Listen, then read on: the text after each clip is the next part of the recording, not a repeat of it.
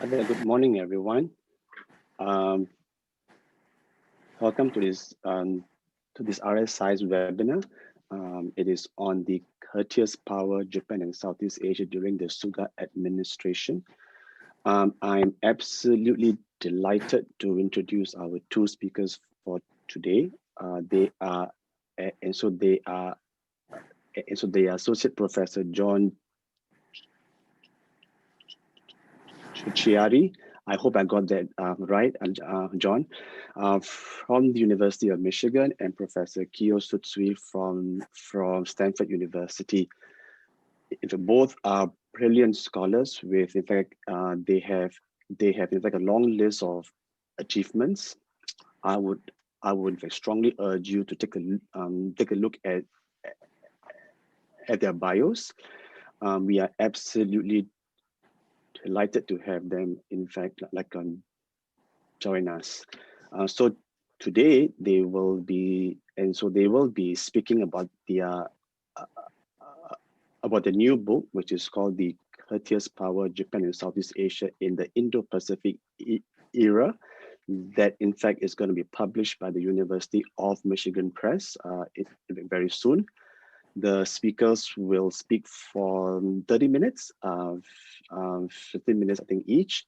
And then this will be followed by some comments from me. And then we will proceed to the Q&A. So for the Q&A, please leave your question on the Q&A tab. We will do our best to get through, in fact, all, if not, in fact, most of the questions. So without further ado, if I could invite John and Kiyo, the floor is yours. Thank you so much, Bhupinder. Delightful for me personally to be back to RSIS, even if in virtual form. I was privileged to be a visiting scholar at RSIS many years ago, and it's wonderful to be with you all today. Kiyo and I are excited to tell you a little bit about the findings of a collaborative research project that we've undertaken, and we'll tell you a little bit about that as we go along today. The first thing to note is that we have a new Japanese prime minister, and it's no surprise that the very first place that he chose to travel was Southeast Asia. This is a crucial, enduring relationship between Japan and Southeast Asia. And we set out in this project to study the basic dynamics of Japan-Southeast Asia relations. And today we also want to offer a few comments and hope that you'll have some comments as well, or questions in Q&A about what these dynamics suggest for the Suga administration and Japanese policy in the region going forward. Here you see a few images that capture a bit of the concept of a courteous power as Prime Minister Suga met counterparts in Vietnam and Indonesia last month during his trip to the region. This collaborative research project includes an interdisciplinary group of scholars, two of whom are with us in the audience today and who may chip in with their responses in Q&A if it pertains to their expertise. Kitty Prasutsuk, who's from Thammasat University in Thailand, and Sean Narayan from St. Thomas University in Canada. We also had a number of other scholars from North America, Southeast Asia, and Japan from a variety of disciplines. We were lucky to be able to do this with support from the Japan Foundation.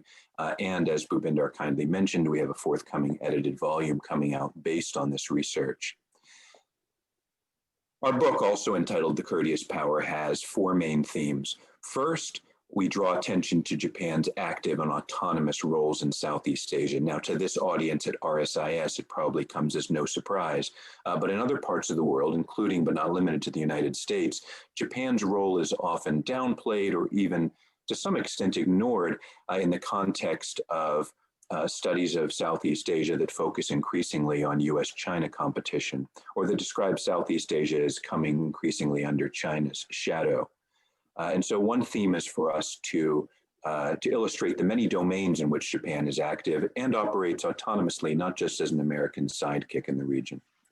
Secondly, we pursue the theme of continuity and change in Japan's relations with Southeast Asia during what we call the Indo-Pacific era, roughly corresponding to the period since Abe's second term as prime minister in 2012, but particularly since the enunciation of the concept of a free and open Indo-Pacific a few years thereafter. And our authors find, in general, that although the FOIP concept and its articulation was a bold stroke in Japanese diplomacy and certainly garnered a lot of international attention, that there are very powerful elements of continuity that continue to the present and that we think will continue to be the case moving forward in Japan's engagement with the region. A third theme in the study has been the role of non-state actors alongside official agencies and institutions in mediating Japan-Southeast Asia relations. And overall, we draw from the various contributors who have offered their insights for the project a view of Japan as a courteous power. Kyo will spell that out in his segment toward the end of our joint talk today. But in essence, what we have in mind is a country that, despite formidable capabilities and many different modes of influence in the region, generally keeps its head down, listens to the preferences of its Southeast Asian partners, and tries to align its diplomatic and unofficial activities in a manner that identifies and facilitates the advancement of shared interests. So as I said, the book and the project identifies multiple channels of influence. And in the edited volume, we have it divided into two main sections. The first 5 chapters look at relations between Japan and Southeast Asia at official levels, whether in the security domain, through economic channels, or via bilateral and multilateral diplomacy. And the second 5 chapters look at the roles of non-state actors in the Japan-Southeast Asia relationship, including businesses, non-governmental organizations, migrants, particularly Japanese women who have migrated and live in Southeast Asia, and also both producers and consumers of cultural products, like the one in the image on the bottom of your slide here.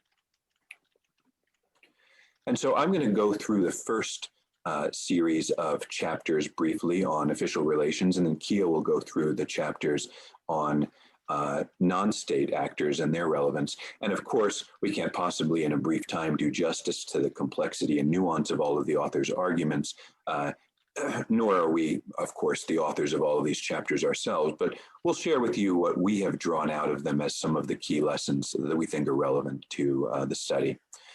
The first chapter is one that I authored on Japan as a key to Southeast Asian diversification.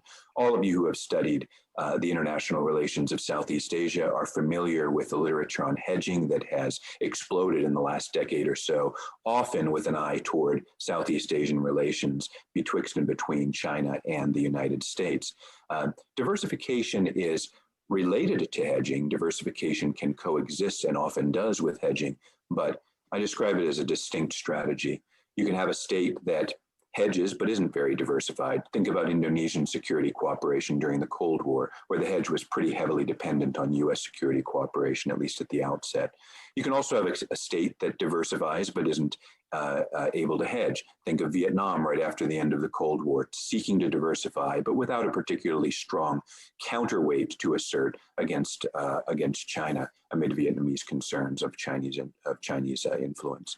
And diversification also has a more generic treatment in the literature. It's not a heavily theorized concept, even though it's often deployed in descriptions of how countries behave. Diversification can be used to spread economic risk. You put some money on A, you put some money on B, you put some money on C. It can be used to describe a security strategy. It can certainly be used to depict how Southeast Asian states or others try to deal with non-traditional security threats. Hedging, by contrast, has tended to be defined in relation to threats, primarily security threats emanating from major powers. And so we describe a little bit the difference between these concepts with an eye toward Japan's importance in the region as a facilitator of diversification by Southeast Asian states. And note that Japan's capacity to help Southeast Asian states diversify hinges crucially on its autonomy. If Japan behaves identically to the United States, for example, in all domains, it no longer is a meaningful source of diversification. What gives it its role as a diversifying actor is the expectation on the part of Southeast Asian partners that it may not always behave the same as its American allies, and it may not behave the same as China or the same as India or other major external powers. And a look at how Japan has carved out relatively autonomous roles in several different domains that have enabled it to be a key diversifier. Certainly, Japanese official development assistance, or ODA, has been a major avenue for Japanese influence in the region, and it's an area in which Japan has not always pulled in the same direction as its major security partners.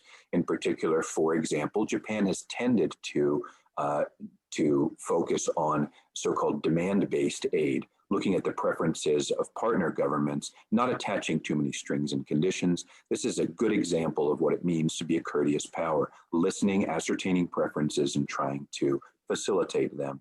And that often means that Japan will continue providing aid in cases in which the US and others slap sanctions on a government for at least alleged or observed governance failings. Think Myanmar, think Cambodia.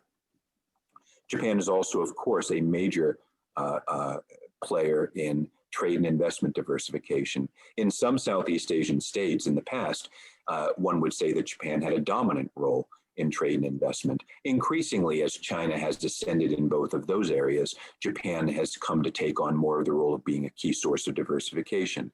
And Singaporean Prime Minister has made that point quite explicitly when Lee Hsien Loong has said that we want Japan to remain engaged economically, and it's an important aspect of our balanced economic engagement. And you can see on these two pie charts just a couple of illustrations where Japan represents the red slice on investment and on trade. And I want to put these images in front of you to make the point that if you were just to read media presentations of Southeast Asia, at least media presentations in the United States, one would have the impression that China now has a commanding lead across the board, and China is the dominant economic player in the region. And as many of you know, in fact, Japan is still a very formidable player in terms of foreign direct investment, and is still a major partner in terms of two-way trade. And over time, as China's role continues to grow, or at least that's what we expect will happen, then Japan's status as a key actor enabling diversification becomes all the more important for Southeast Asian states. I mentioned governance with regard to countries like Myanmar and Cambodia. It's a risky proposition for a Southeast Asian government to put all of its eggs in the basket of aid and political support from Western powers who have a history of suspending, cutting off, or limiting that aid when they disfavor the domestic governance practices of those countries. In this regard, Japan's status as a courteous power enables it to help them diversify and provide some risk insurance in the event that some of their aid, trade and investment partners back away. Again, increasingly important as China's role in the region rises. Southeast Asian governments don't want to have to put all of their eggs in a Chinese basket, and Japan provides an important alternative in certain cases to that. And thirdly, increasingly security.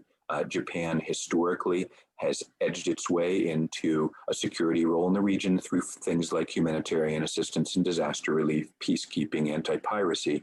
But during the Indo-Pacific era, and even in the few years before that, going back to around 2009, 2010, has played a more visible role in or at the frontier of traditional security through things like Coast Guard training, provision of maritime vessels, now defense transfer agreements being discussed with Vietnam and potentially in the future with others. And so in all of these areas, Japan plays an important role as a diversifier in Southeast Asia. Security is clearly the newest, and the next chapter in our book discusses the security cooperation that Japan has developed with Southeast Asian partners.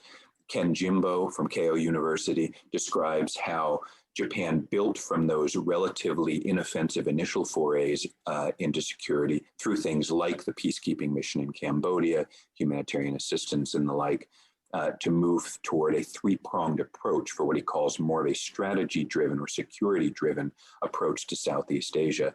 One is to build out Japan's security networks through partnerships, joint exercises, and the like with countries in and around Southeast Asia. There are many examples of this: Malabar exercises in the Bay of Bengal, Balikatan exercises that were previously between the US and Philippines, but Japan has clearly plugged more into security networks at both the bilateral and multilateral levels. Second, capacity building. It was interesting for me to learn from Ken's study that it wasn't until 2010 the Japanese government explicitly indicated its intent to engage in certain forms of maritime security capacity building. And what initially was a heavy focus on human resources has come to take on some technology transfer and increased provision of hardware. In particular, the Abe administration's 2014 policy shift to enable more flexibility for transfer of defense hardware was an important step in this direction. And we've seen that play out in the recent visits to Vietnam and the Philippines, PM Suga discussing the possibility for wider cooperation in this area. And last but not least, Ken describes how Japan has engaged in defense diplomacy through forums like the ASEAN Defense Ministers Meeting Plus to try to generate dialogue around regional issues of common concern, and also to be able to have regular contact with other partners in the region, and also with countries with which Japan has some tension. Interestingly, there was a long stretch of about 6 years in which the only contacts between Japanese and Chinese defense ministers happened at the margins of 80mm plus. And so, taken together, these three prongs of the approach represent Japan's effort to be a courteous power in the security domain, trying to be an important and increasingly important security actor, but not a provocative one, still to provide assistance largely in forms that are geared toward building confidence, building communication, building cooperation, not drawing clear lines in the sand and trying to organize a sort of a hostile coalition with respect to any power in the region. Japan, of course, also has been influential in multilateral diplomacy, and Kei Koga, who some of you probably know very well from NTU, is the author of this study discussing Japan and ASEAN cooperation outside of the context of Southeast Asia geographically. And he starts off by asking the question of what can Japan and Southeast Asia accomplish as we enter the Indo-Pacific era when looking at a region that has South Asia, parts of Africa, potentially parts of the Middle East, some areas of the Indo-Pacific that are neither covered by ASEAN's core area nor heavily institutionalized. And so he asked the question about how these parties can cooperate.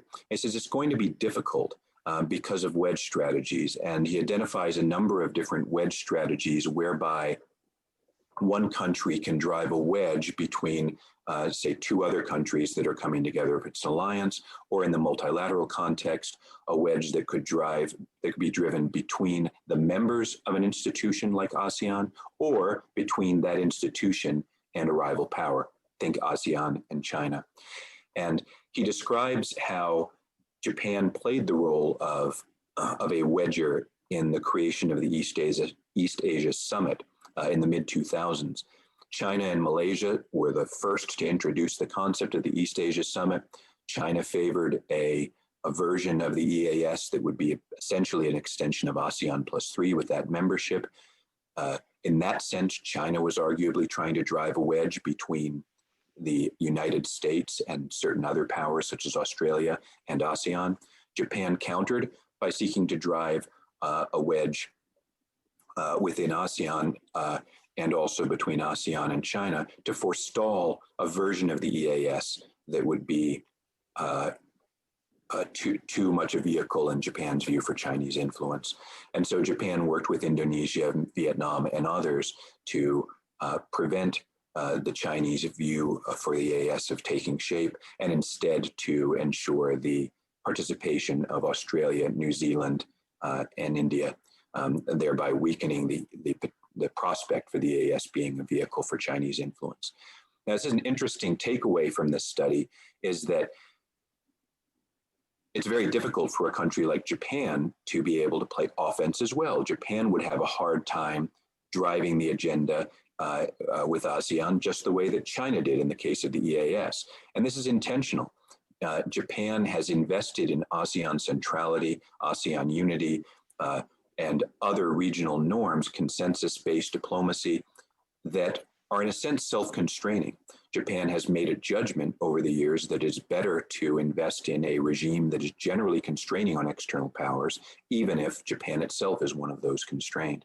And so Kay ends with the note that while it will be hard in the Indo-Pacific era for Japan to drive a strong agenda with ASEAN, it will also be very difficult for others, including China, to do so. And Japan is likely to stick to that approach moving forward and to continue to reinvest in ASEAN-centered institutionalism. That's a lesson that also could be drawn from Sean Narayan's chapter, where he discusses the importance of unity in ASEAN over time and Japan's historical and current promotion of ASEAN unity as a concept. He notes and discusses ASEAN's reliance on unity to address regional challenges, contrasting, for example, ASEAN's response to the Vietnamese invasion of Cambodia in the 80s to the much less effectual response to the Asian financial crisis in the late 90s. And now we look at the situation in the South China Sea and other pressing issues that have occurred during the Indo-Pacific era. And Sean describes that Japan in that context may have incentives to consider cooperation with ASEAN on ASEAN minus X basis, or in other words, taking groups of like-minded countries and cooperating with them toward common goals, rather than necessarily working through ASEAN as a whole, which on issues like the South China Sea is quite paralyzed. And Sean then evaluates and analyzes what's happened in the last several years in particular, in looking at the rollout of the free and open Indo-Pacific strategy, at ASEAN's response with the ASEAN Outlook on the Indo-Pacific and Japan's response to that ASEAN initiative. And Sean finds that although there clearly is change embedded within the FOIP concept, that there are stronger elements of continuity, and that Japan seems to have, in a sense, come back to a more traditional approach that we're identifying as a courteous power in addressing ASEAN and in promoting the unity and centrality of the association in broader regional affairs. And since Sean is on the line, if you have questions about this chapter or argument, I obviously am just giving a very quick synopsis. I hope we can call on Sean to chime in as well. And lastly, I'll comment on the chapter by Calvin Fung at Waseda University. Calvin wrote for us on Japan's approach to regional leadership. And there are a few main takeaways from that chapter. One is that Japan has proven through his study to have a quite limited capacity to be able to fundamentally change Southeast Asian preferences on major issues. And he looks at the Nagayama proposal in the early 90s, looks at the creation of the EAS, looks at the FOIP concept, and says in none of those cases did Japan's initiatives fundamentally change the preferences of Southeast Asian states. When you think about influence, this was not a case of having initially conflicting preferences and Japan flipped Southeast Asian governments to seeing things in Japan's way. But Japan was able to play a very important facilitating role in identifying places where interests aligned. Here it ties to Kei Koga's chapter, of course, and in seeing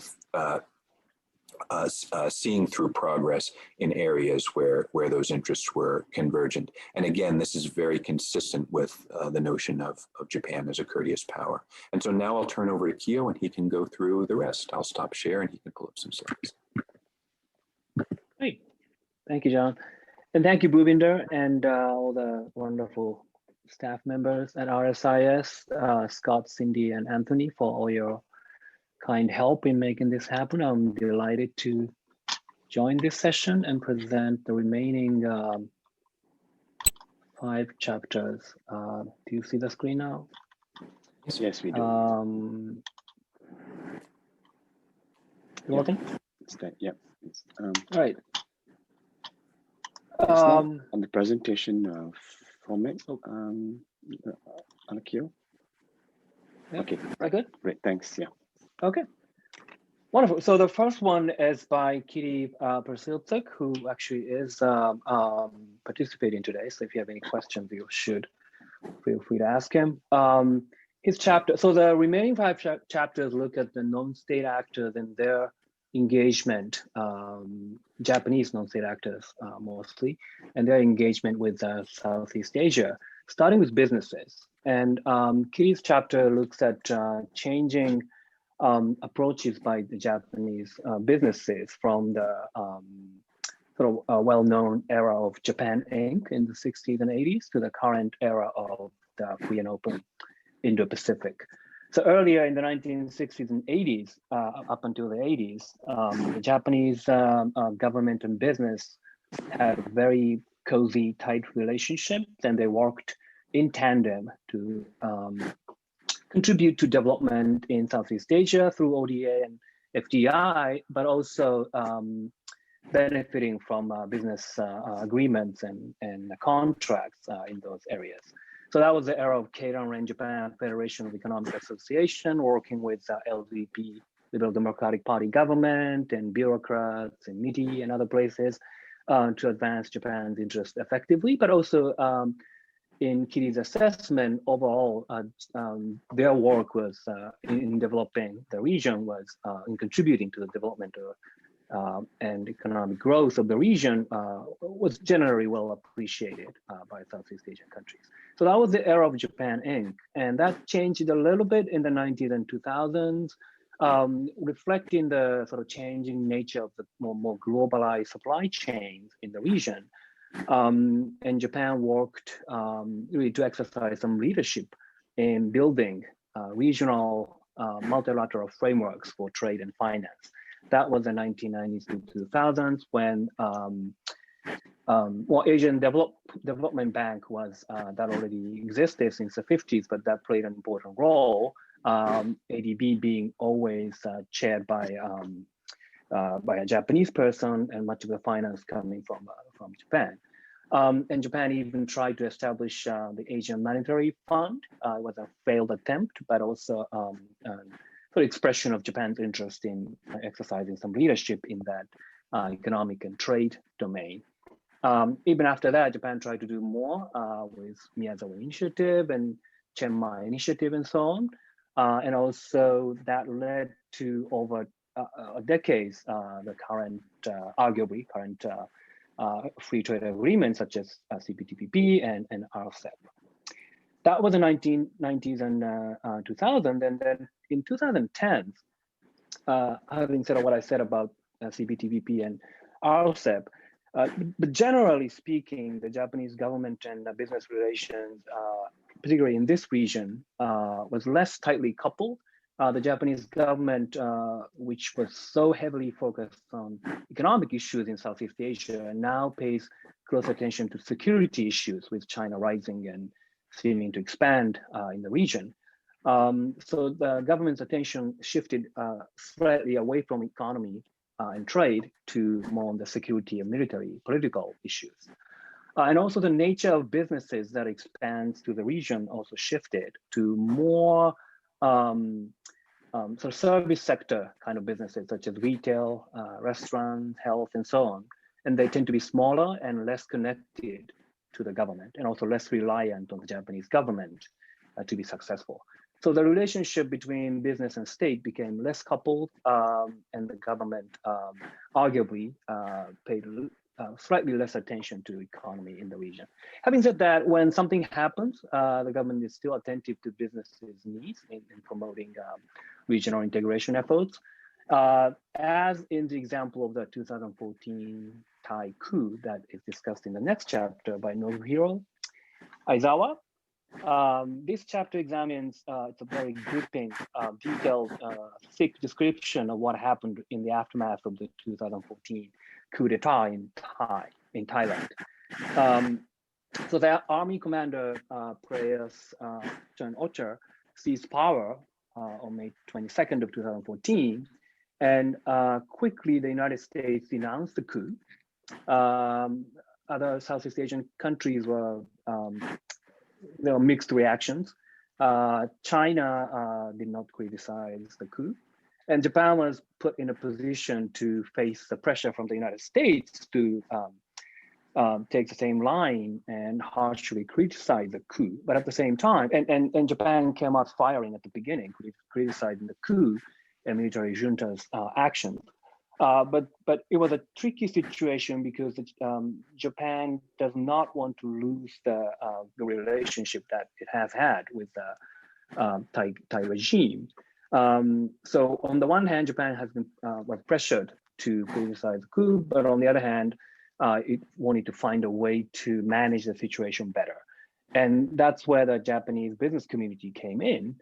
And the Japanese Chamber of Commerce in Thailand played an important, in Bangkok, played an important role, mediating the communications between the Japanese government and the Thai military officers. And that was really arguably one of the very few channels that were available for the Japanese government to communicate with the new regime in Thailand. And the business community very shrewdly shifted the focus of the discussion about democracy. The essence of US's criticism is that it's not a democratic process, and that hence it should be criticized and the government should not be deemed legitimate. And the Japanese government had to more or less toe the line initially. The business community came up with a different framing, arguing to the military regime in Thailand that they should emphasize transparency and stability, rule of law in the country. That will be beneficial to the new government, to the business community in Thailand, like the Japanese Chamber of Commerce, and also to the Japanese government. Because with that framing, the Japanese government can continue to criticize the Thai military regime, making the argument that they should take more democratic measures. But the democratic measures in question are not civil liberties or freedom or political and civil rights, but stability, transparency of the government, rule of law. That was more palatable to the new Thai military regime.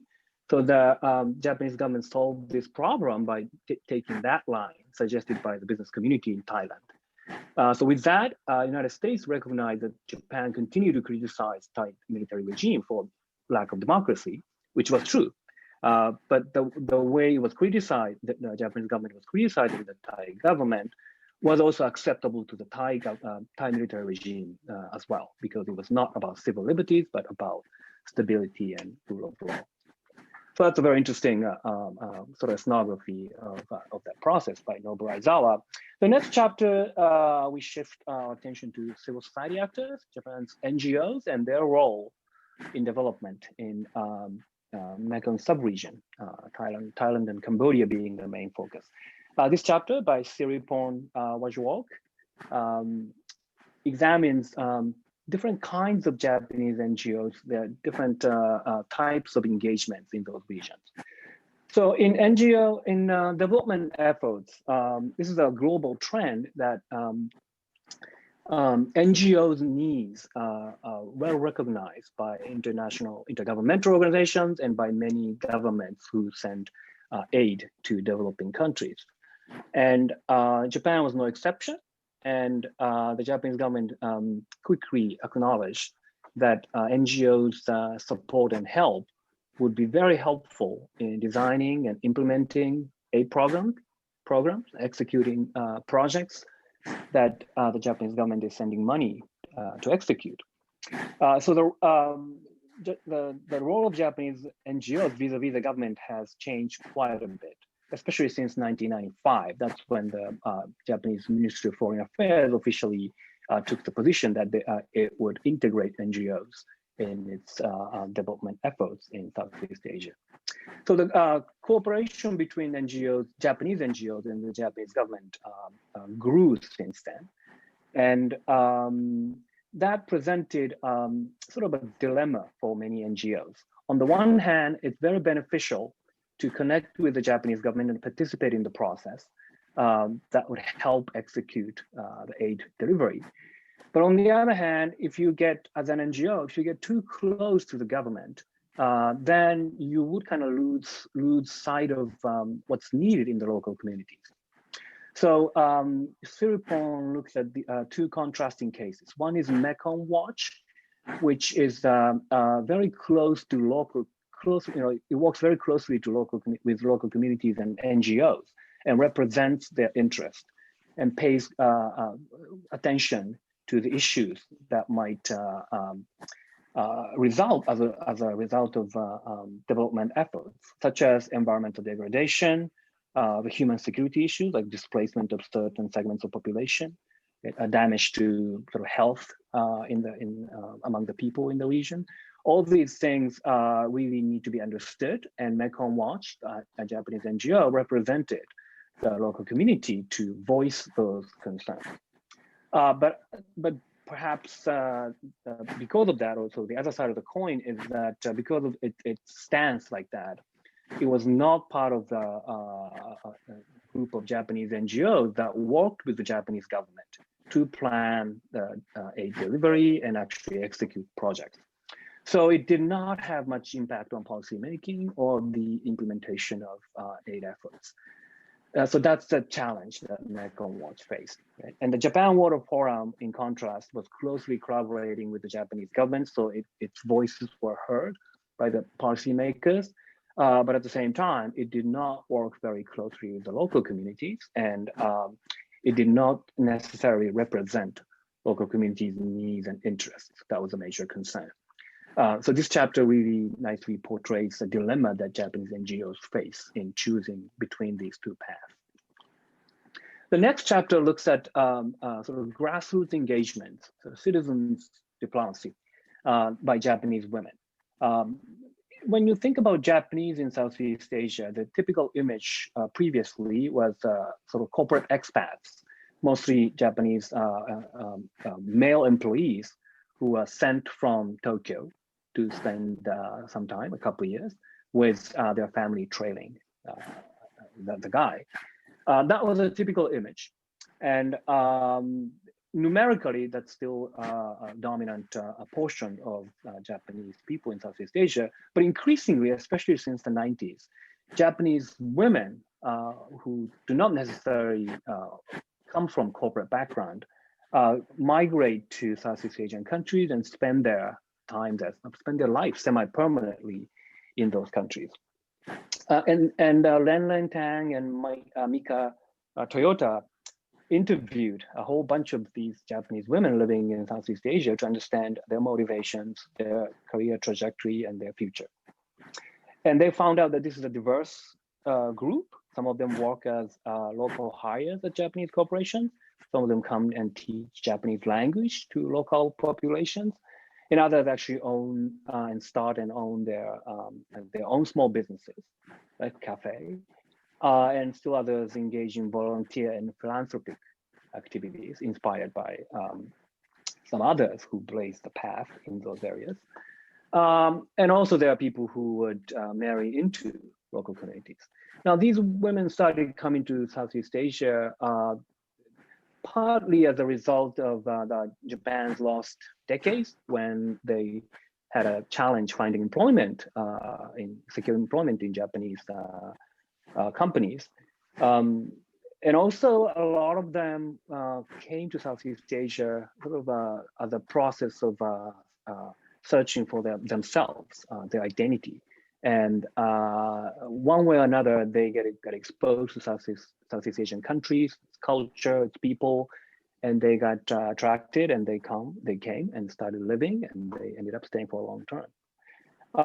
So for whatever the reasons, they come and they interact in contrast to some of the corporate expats who live comfortably in their own Japanese enclaves, and we rarely interact with local populations. These women do interact with local populations intensively, and they actually spend a lot of time learning their cultures and teaching them about Japan. So their engagement is a very important sort of bridging mechanism that is often underappreciated and contributes greatly to not only enhancing understanding about Japan in Southeast Asia, where they are, but also they often bring back some knowledge to Japan, knowledge about Southeast Asian countries to Japan in the form of writing guidebooks or blog posts or publishing books about Thailand, Singapore, Philippines, Indonesia, and so on. Okay. So that's the chapter on Japanese and the grassroots engagement. The final substantive chapter looks at pop culture, Japanese manga and anime, by Carl Chenchur. He looks at how manga and anime, among other forms of popular culture, manga and anime are arguably the most popular forms of Japanese popular culture. And he kind of makes a connection between that and Japan's general popularity in Southeast Asian countries, seeing that soft power contents coming from Japan may be contributing to the popularity of Japan and higher acceptance rate of Japan in those countries. And what's interesting about this process is that, so there was this phenomenon of Oshin. Maybe a lot of you have heard of this TV drama with a poor girl in the rural Japan enduring hardship and becoming successful. That was like a long TV drama that became very popular in many countries, including Southeast Asian countries. That was in the 80s. And also, you might have heard of Cool Japan initiative started by the METI of the Japanese government. That may have contributed to popularity of Japanese popular culture. But the Cool Japan initiative really started in 2010, 2013 or 14. But Japanese popular culture was already widely accepted and popular by the time Cool Japan initiative started. So what filled that vacuum between Oshin and Cool Japan, right? And Carl finds out that it was really local adaptation and often informal and even unlicensed channels that spread the Japanese popular culture. And he looks at three examples of local adaptation. And one is hijab cosplay. This is an Indonesian version of Japanese popular cultural practice of being dressed in anime characters. And hijab cosplay in particular is a sort of Muslim kind of practice that does not exist in Japan, but that didn't matter.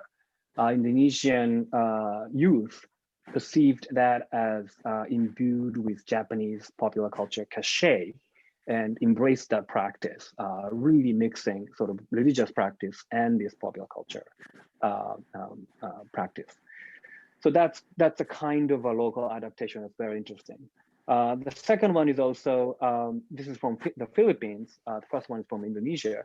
The second one is from Philippines. This is also sort of like a reading into a cultural product that looks like Japanese, but not quite. This is a popular manga anime portrayal of President Duterte of the Philippines.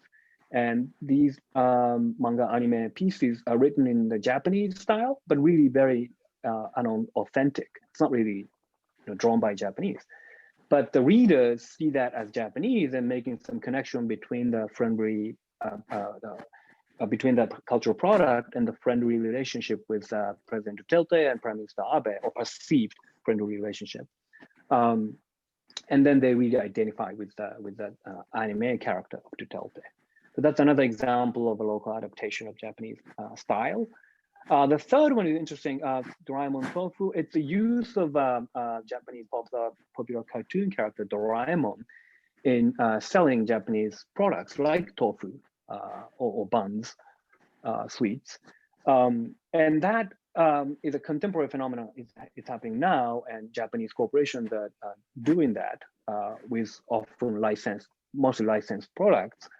But Doraemon became popular. This is mostly in Vietnam. Doraemon became popular through pirated versions, long before licensed versions came to the market there.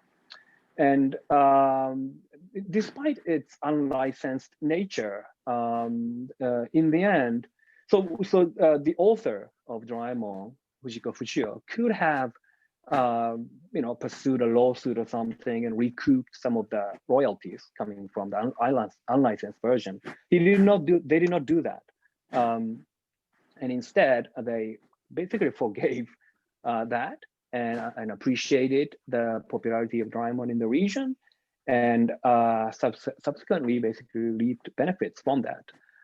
So that's an interesting history of piracy and licensed products helping spread Japanese popular culture.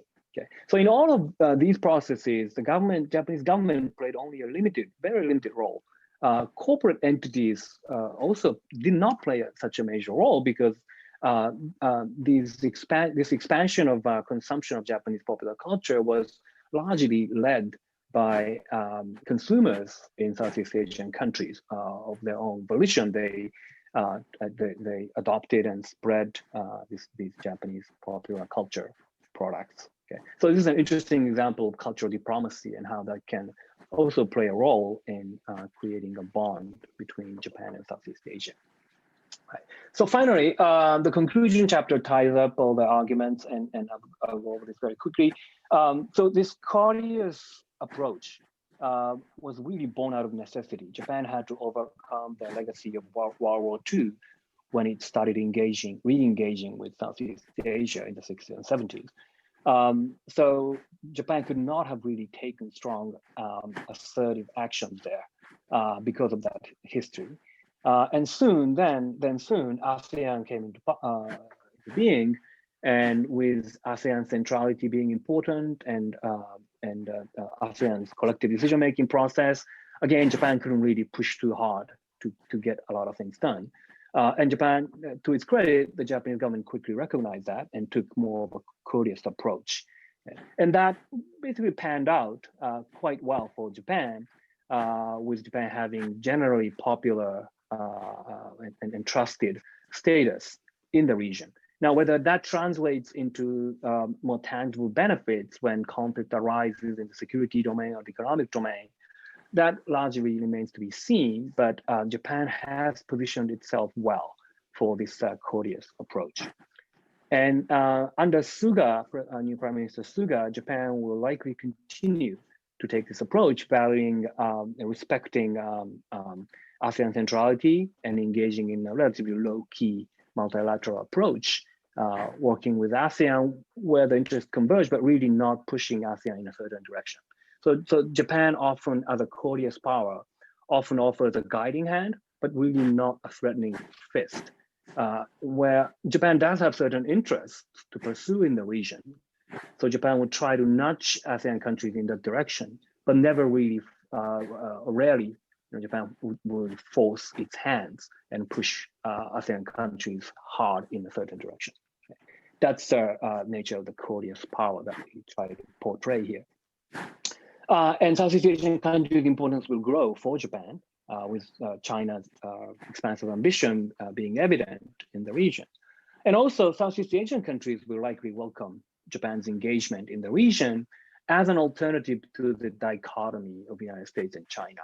The last thing Southeast Asian countries want is to have to choose between the United States and China in security or trade or any domain.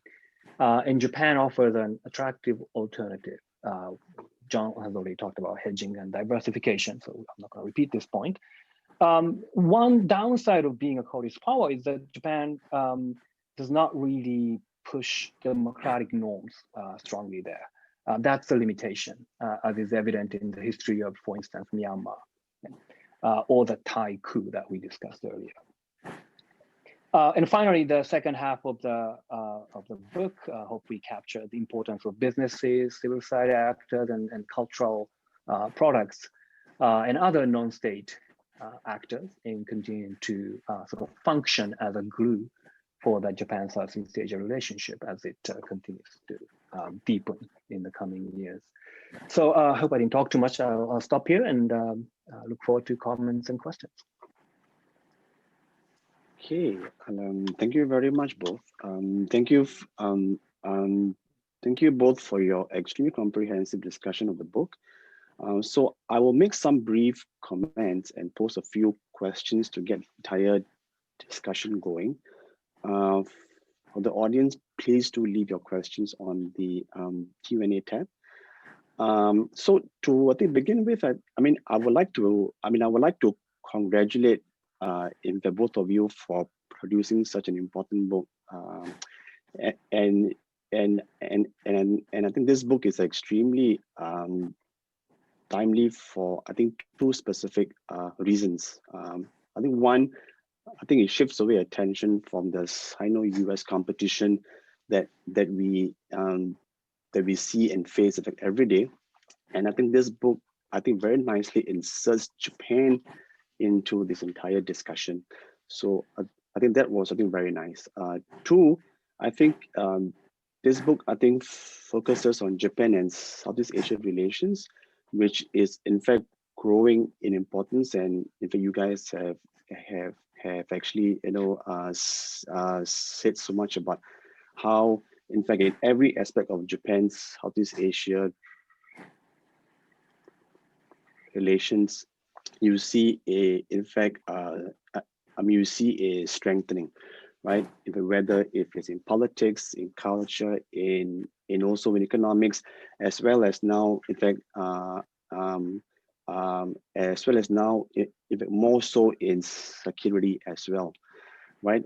And this book, I think, in fact, does an excellent job in examining how Japan's role and influence has actually expanded, and how Southeast Asia is also so important for Japan's foreign policy as well, right? So I think it in fact does a very nice, I think, job to also bring the past and the present as well in the entire discussion, both in fact through an empirical and also a conceptual in fact way. So I think with that, I think I would just like to maybe pose, I mean, I've got at least about 5 questions, but I think I will start with maybe just 3 questions to get the entire discussion, I think, going. And I think focusing on the use of the word, courteous power, or describing Japan as a, courteous, power. I was wondering, in fact, if you guys could explain, in fact, why did you guys, in fact, choose this, I think, term, and also what were the alternative, the terms that you guys considered before arriving to, in fact, selecting courteous as your main term, right? I think that would be, I think, interesting for us to know. 2 is, conceptually speaking, if you were to accept that the entire, in fact, the entire international structure as being anarchical, if one could argue that no power is courteous. So everything is done, in fact, based on self-interest, right? So if one could actually use a very strong realistic argument to explain, in fact, what Japan is doing, right?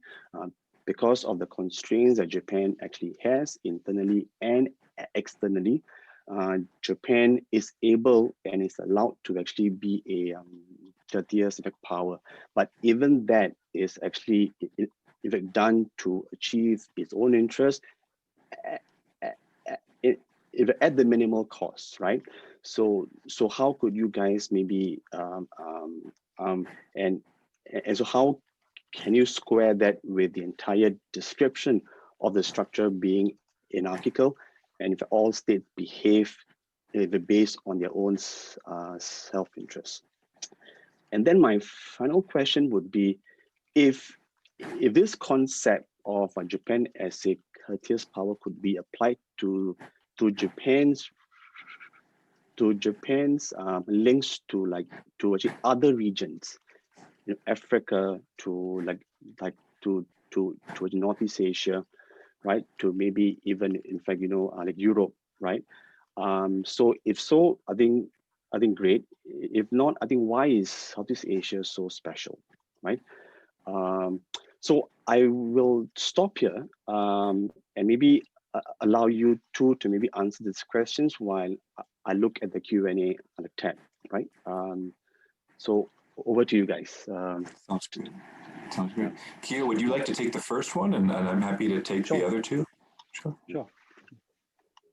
Should I go for? Okay, so then yeah, we an alternative title was actually, or at least when we discussed this, was not title, consulting power.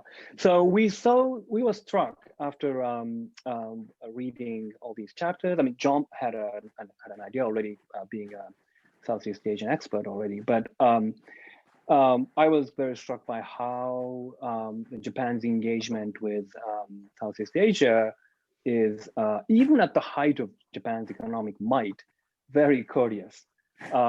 Japan would listen to what ASEAN countries want, and try to engage with them, try to understand what they want. And Japan does have its own interests, as I said, so it would try to promote its own interest. But when Japan realizes that their interests are not going to be, its interests are not going to be served in this particular venue, then Japan would quickly back down and then try to accommodate ASEAN countries' interests. We saw that repeatedly in different cases, whether it's in security or economy or culture. And then we thought courteous power probably being courteous is probably a good sort of phrase to capture everything. But we did think about it. Kind of also seemed like some kind of consulting company, economic consulting, or McKinsey or something, that goes in and tries to understand what Southeast Asian countries want. And McKinsey and all these companies, they want to make profit and they want to pursue their interests, but they at least try to appear like they're listening to the client's needs, right? So Japan's engagement seemed similar in that regard.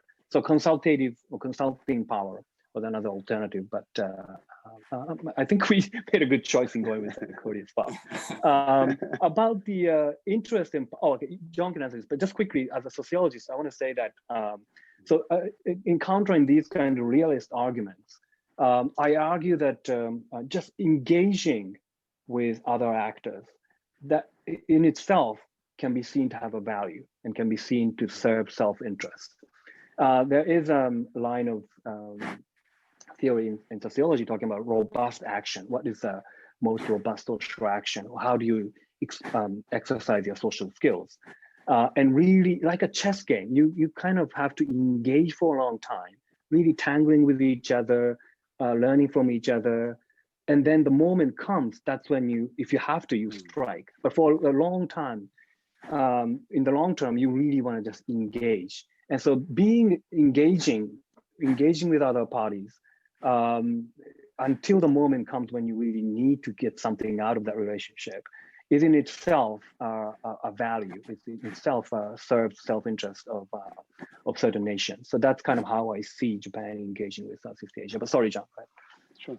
Oh, no, I'll take a crack at the question about realism and anarchy and its relation, or their relationships to courteous power. Bhupinder, you certainly put it correctly that being a courteous power is a manner in which Japan can pursue national interests, and other countries pursue national interests as well. I do think it's interesting that a few of the primary constraints on Japan's available mechanisms for projecting influence in Southeast Asia are constraints arising from historical path dependence, domestic politics, the types of things that at least the most austere versions of IR realism tend to set aside as being of secondary importance. Japan's primary constraints are not that it lacks the capabilities to throw its weight around. That's why we call it a courteous power rather than sort of a courteous weakling.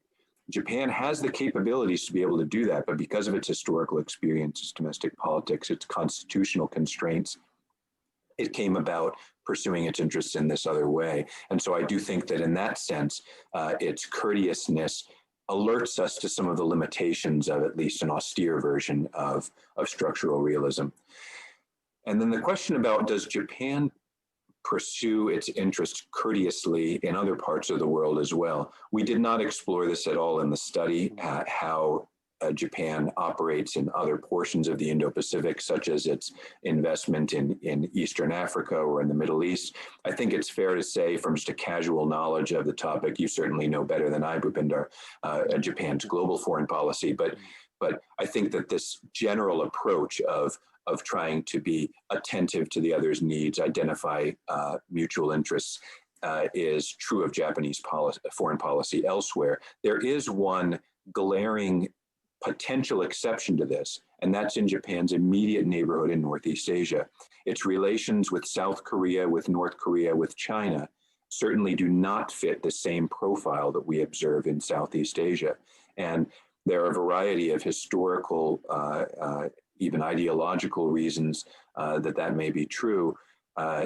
It's outside of the scope of the study that we're discussing today, but I would say that continues to be perhaps an added motivation for Japan to pursue this approach in Southeast Asia. Southeast Asia is crucial not just for Japanese trade and investment and mercantile opportunity, but also to the broader balance of influence in East Asia. And with such difficult relations with some of its immediate neighbors, Southeast Asia Japan has had a powerful interest in engaging on favorable terms to rebuild trust in Southeast Asia and to have warm relations there. Sure. So now I will turn to the Q&A tab, and there's a question there on the high-speed rail construction in Southeast Asia, where the question is that the Chinese government is promoting its strength in the high-speed rail construction in Southeast Asia, as Japan have also a vested interest in this area. How does the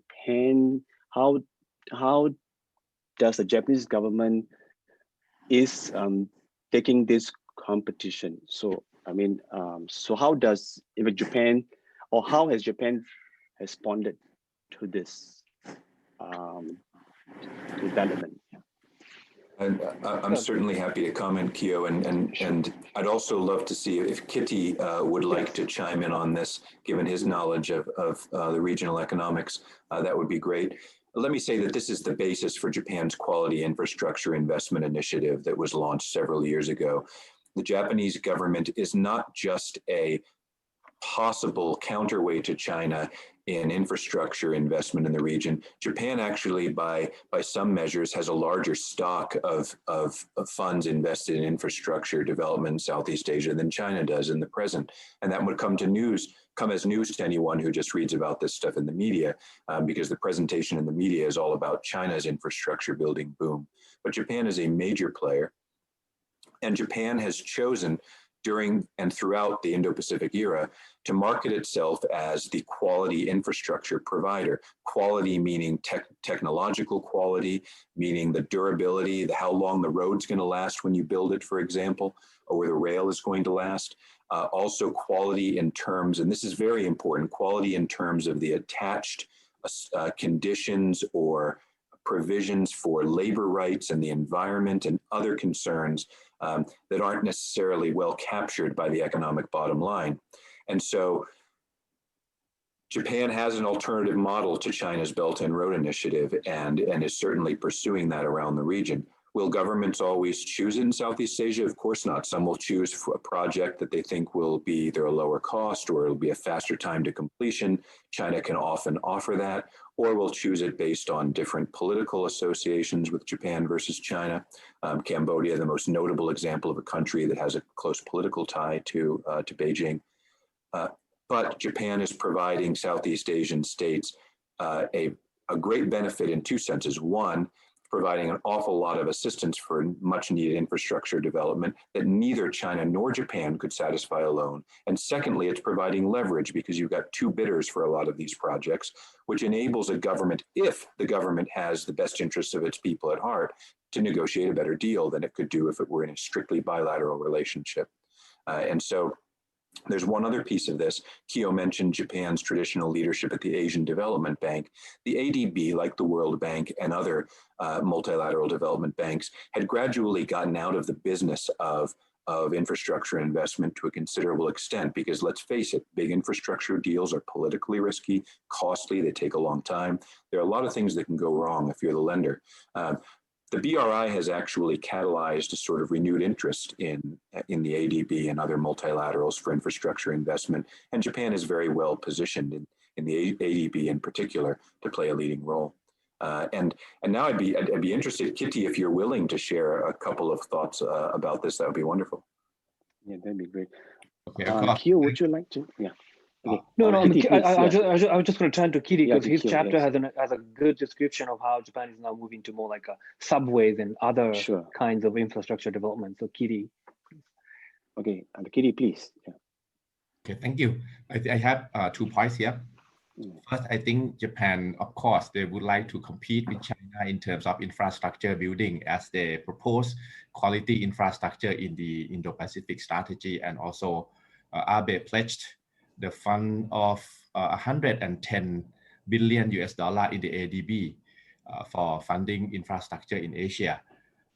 However, I think the picture is complicated here because Japan would not proceed with a risky or non-profitable project because it's very hard for the government to convince, the private sector to invest or in infrastructure. For example, in the case of Bangkok Chiang Mai train, the Thai government tried to convince Japanese government to co-invest in the high-speed train between Bangkok and the north in Chiang Mai. But Japan is not interested that much because the profitability is problematic. So I think this is the difference between Japan and China. China will go in any project for their strategy, for their plan, like train from Laos to Thailand and hopefully to Malaysia, Singapore, and so on. That may be not profitable, but China is willing to proceed. But for Japan, I think they are reluctant. They are reluctant with the low possibility of profitability. And also now you can see that Indonesia also trying to persuade Japan to do the project from Jakarta to Surabaya. But Japan will move more cautiously. Instead, Japan will focus more on city train, like subway, like in Bangkok. A few lines has been financed by Japan and Japanese consortium, construction company, a train company also do the project. I think they are more interested in city train lines with more feasibility, profitability. Thank you. Thank you so much. There is a question here, and it goes like this. Will Japan be able to continue its courteous approach if it is increasingly aligning its security policy strategies with the other Quad states or the members?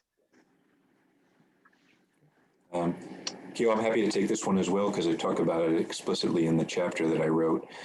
I mentioned Japan as a key to Southeast Asian diversification. And diversification means that Japan would behave differently than some of its other major partners. Otherwise, you're not getting diversification. You're just doubling down on a strategy with which could be either a hedging or a balancing strategy. If the United States, India, Australia, and Japan redouble their efforts to turn the Quad into the centerpiece of their regional security strategies. And if that appears to China and to Southeast Asian governments as being essentially a stout balancing coalition against Beijing, then Japan becomes perhaps a useful supplement to an American-led balancing strategy, but it becomes less useful as a means to diversify because its behavior is unlikely to depart from that of the United States. It also becomes difficult for Southeast Asian governments to be able to carve out an autonomous position. In the chapter I wrote, I used the difference between, when you think of balancing in the IR literature, there are often little diagrams of a two-pan scale, one weight on one side and one weight on the other.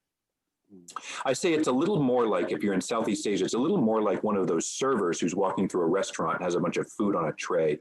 And if you've got all of the food on one side of the tray, it topples over. But it's also not very stable if you have everything at one or the other pole. And the best configuration is to have it spread pretty broadly around. For Southeast Asian states, they obviously don't want to get caught up in the middle of a dyadic competition between China and the US, in which there's immense pressure on them to have to take sides. And PM Lee and many others have made this point, of course, that that's more or less a uniform position in Southeast Asia. Japan's Japan's ability to help them out of that actually depends on it not being in too rock-ribbed an alignment with some of its other major security partners. And it's not only up to Japan, India, Australia, others have a role, but it's a very good question. And it's one reason why I think you saw a chilly response in Southeast Asia when the Quad idea was initially raised in the late 2000s, and why its resurrection has not been met with much fanfare in the region either. I think Kei Koga is in the audience, so if he wants to chime in, that would be great. But I'll just say quickly, and I agree with everything John said, and he covered a lot of the ground. But if let's say if in the worst case scenario, the tension between China and the Quad countries really reaches a boiling point, and the Quad countries have to push Southeast Asian countries to do something, I think in that scenario, Japan would still play a good cop role, like a courteous, being a courteous power, and other countries would have to push Southeast Asian countries if it's the military action they need or whatever. Japan would still play more of a mediating role, speaking softly, and let US or Australia or India to speak more bluntly about the need to counter China. That's just my impression. But Kei is. I don't know if it's possible for Kei to chime in, but he's in the audience. Sure. Kei, if you want to also contribute to this, if you're around.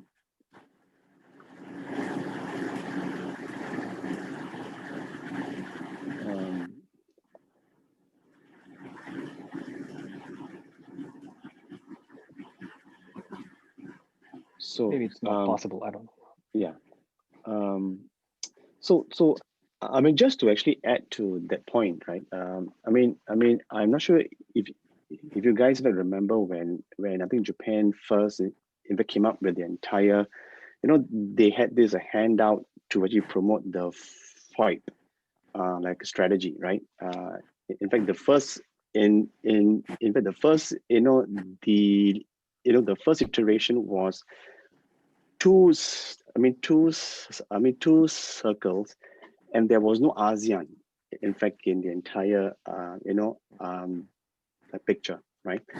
And then I think the ASEAN states, complained, or I think something happened, and then the second iteration, if there was ASEAN, right in the center, right? And I also in fact noted that I think in your chapter 1 you even noted that I think you used the word tactful, that I think Japan is in fact is actually tactful. It actually understands ASEAN. It actually understands Southeast Asia, right? Why did Japan in fact leave that out, right? In fact, in the first iteration, right? If I think Japan it really understood the entire East Asian multilateral structure, which is in fact ASEAN led in the most of the time, it understands that how sensitive in fact ASEAN actually is in terms of this entire centrality, unity, and so on and so forth, right? And especially after experiencing or in fact seeing what happened to Kevin Rudd's proposal with the entire Asia Pacific community, which if it did not have a place for the ASEAN, right? I was wondering whether if you both have anything to say to that, right?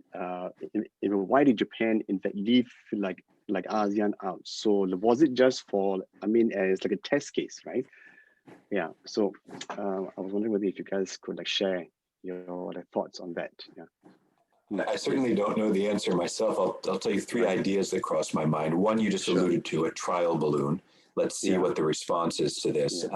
2 is that it really reflects the senior-most leadership and the personalities of PM Abe or a few other key people in government who had also pronounced things like the Arc of Freedom and Prosperity in the mid-2000s, bold ideas that then get, in a sense, diluted or brought back a little bit once the reaction is understood, and where the sort of career bureaucrats and diplomats who have been worried about it all along say, okay, well, we really need to we need to tone it down. And then the third is, I have no idea if this is true.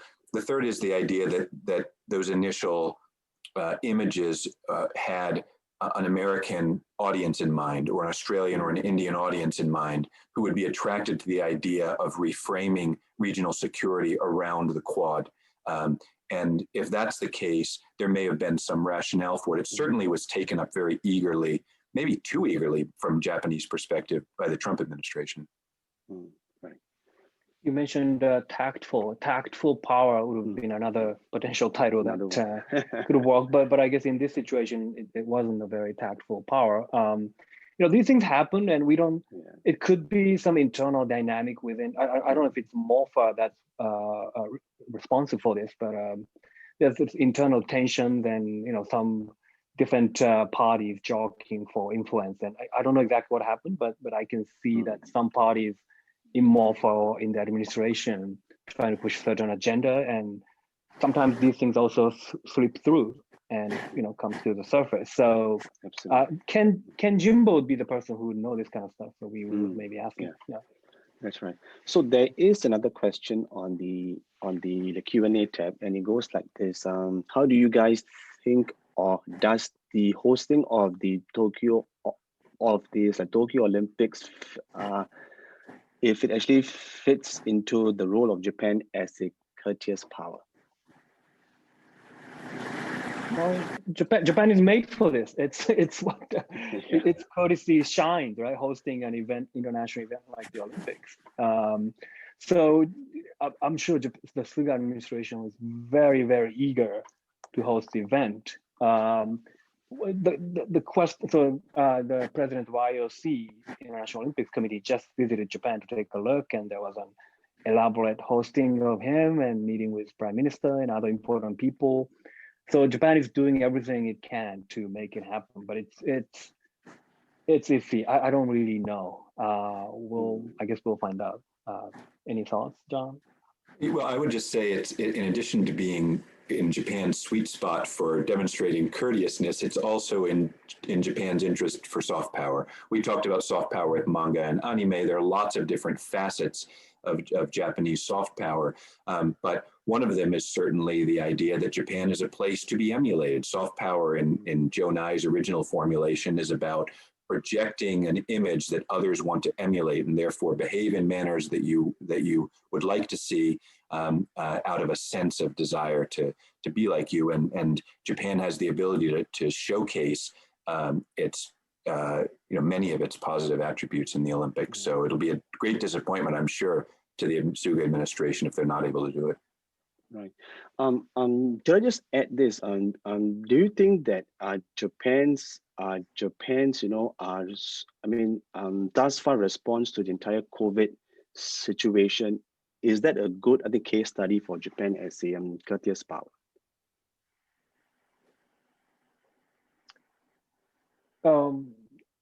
So in terms of domestic policy, in terms of the entire region, So in terms of Japan's help with to the countries in Southeast Asia and also beyond, maybe. Would that serve as a good case study for Japan as a courteous power as well? Has Japan done a lot to, but certainly China tried to look very courteous in giving masks to other countries. I'm not sure Japan did that much of. I'm not aware of all of that.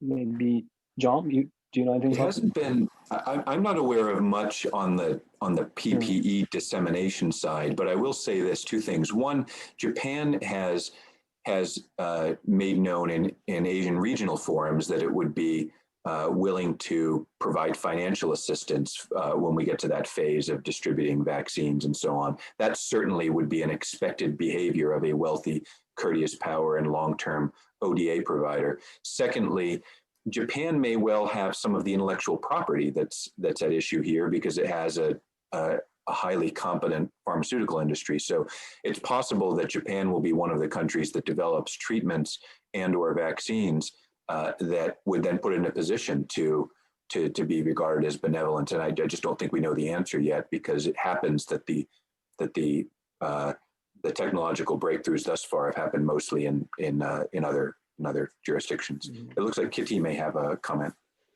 Yes, may I add a little bit? Yes, please. On, yes, sure, please. thank you. May I add a little bit on the support that we have received from Japanese government in terms of medicine, for the medicine that curing COVID, like in Thailand, we received that from Japan. Of course, I don't think it's free. I'm not sure if it's free or not, but the medicine, the major medicine that we use to cure people with COVID are from Japan. So Japan seems to be advanced in that, and we are so thankful to Japan on that, although it's not that publicized. And I think Japan is also a good model for Asian country in terms of they do not do lockdown that much, but they maintain the situation quite well, although some second round wave of spread happened, but not that big compared to Western countries. So in that case, Japan seems to be a good model for not locking down, but people behave in more discipline, wearing masks and so on, and then keep the country quite safe. Great. Thank you. That's an interesting episode about how Japan is, as a Courteous power, doesn't publicize the kind of. I'm a little ashamed that I didn't know about this. But Japan doesn't publicize this, right? So another indication of Japan being a Courteous power. Right. I would add, in terms of soft power, Japan's hand washing, hand wash stance, is becoming very popular. So that's another contribution, possibly. Yeah. Right. Okay, so we've got like 5 more minutes left, and so I think it's time for me to ask and so what's going to happen, so what's going to happen in the future, type of questions. I got two actually that not to actually ask, and I'll start with this. How, in your opinion, how sustainable is this approach of Japan as a courteous power, and also what kind of conditions will in fact lead to the unraveling of this approach that Japan actually has? And then two is, of course, we have to talk about this, the upcoming Biden administration. How do you think that would in fact change and impact U.S.-Japan relations, and also Japan's the ties with this with also Southeast Asia? So just two questions to actually talk about, and so what's going to happen in the future, and then we will see whether if there are like any other questions. So who would like to go first on this two questions? I'm happy to go first, if that's okay, Kyo. Sure. Yeah. So one of the things that has enabled Japan to play the role of a courteous power clearly is that the United States has been there as a treaty ally that has provided the hard edge of a kind of a security framework in the region, even at a time when China has risen so rapidly across multiple domains of influence. If the United States were to retreat into isolationism, it would put Japan in a much more difficult choice of having to choose between a courteous approach that might be seen by some Southeast governments wary of Chinese influence as being too gentle, too soft, too accommodating, or for the government in Japan to take on those domestic constitutional constraints and try to go for a much more robust, overt, and confrontational balancing strategy. That is certainly not the position I think that the vast majority of Japanese strategists would like to be in. And in that sense, the election of Biden is probably a source of great relief, because Trump's administration tended to vacillate between either very hostile, even aggressive rhetoric vis-a-vis Beijing, and then indications with the American First slogan that we really should kind of be pulling back and making allies carry more of the share of security responsibility. That type of oscillation no doubt caused a lot of heartburn in Tokyo over the last 4 years.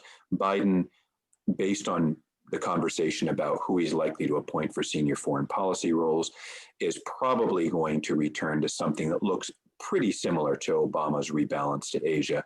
Is it perfect from a Japanese or Southeast Asian perspective? Certainly not, but it is at least a much more predictable, well-articulated strategic framework, and it's one that leaves ample room for Japan to play the role of courteous power, in part because it doesn't poo-poo international institutions, multilateral diplomacy, and the need to talk to, and in some at least limited domains, accommodate legitimate Chinese interests. So I think for Japan, Biden's election makes it easier to perform this role going forward.